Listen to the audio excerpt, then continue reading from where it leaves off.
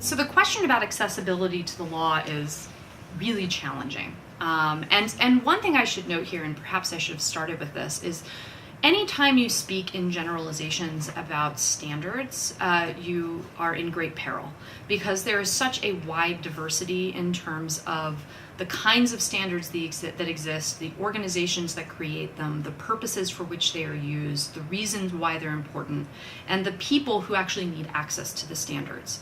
And so one of the challenges for fashioning a government-wide policy on these questions of access is that you could create a solution that might work in one regulatory context but could be disastrous in another context.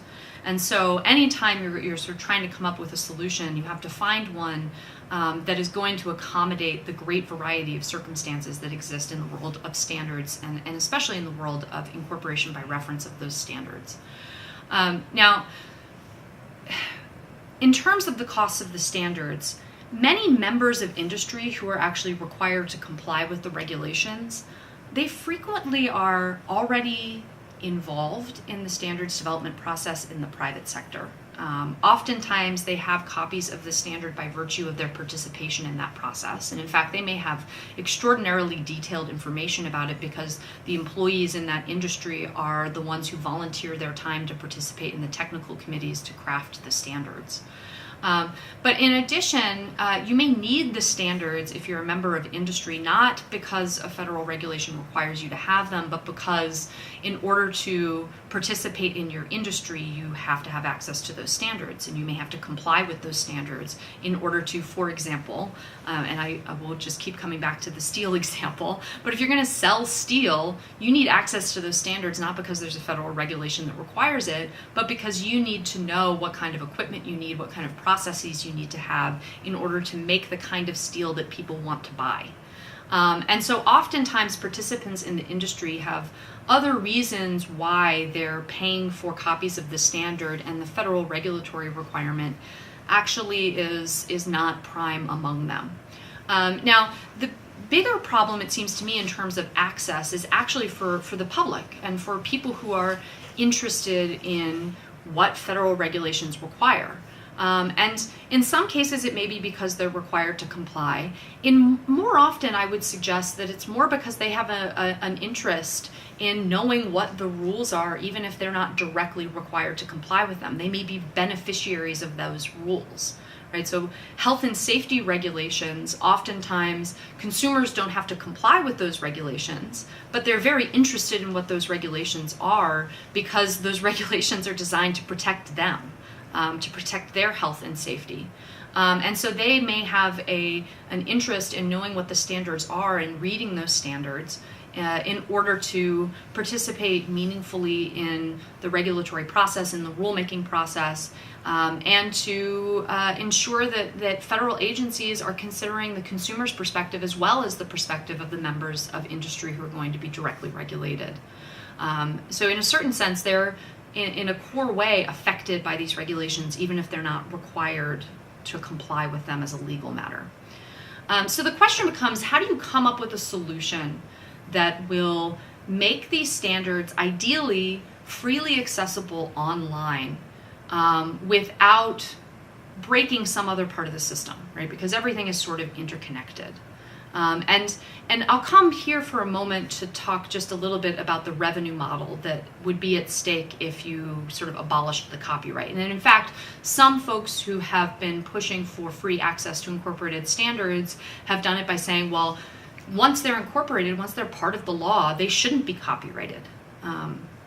And the problem with that is that then you have standards development organizations who have to find some other way to fund their process that doesn't involve selling copies of their standards because they can no longer copyright them. And the alternatives are relatively few, and all of them have problems of their own. So for example, instead of selling copies of the standards, a standards development organization could charge membership fees or fees for participation in the standards development process. And some of the organizations do this because they're professional societies and that's part of their funding model. But the downside of that, of course, is that then you're making it more expensive for people to participate in the development of those standards. And what does that do to participation in the standards? For the last several decades, federal standards policy has really pushed private sector organizations to use voluntary consensus procedures that, among other things, are designed to make the process more inclusive and get all of those interests to the table when the standard's actually being created. If it's really expensive to participate in the standards development process, you may be making it more difficult for people like consumer advocates, nonprofit organizations, academics to participate in that, and you may be giving a benefit to the bigger players in the industry who have deep pockets and an ability to pay those costs. And so you could actually end up undermining the standards development process in a way that really degrades the quality of the standards themselves, even though what you were trying to do was solve a downstream problem. Now, another way to address this if you're a standards development organization is say, okay, well, we don't want to charge big fees for membership and we don't want to rely on our copyright, so instead we're going to rely on donations.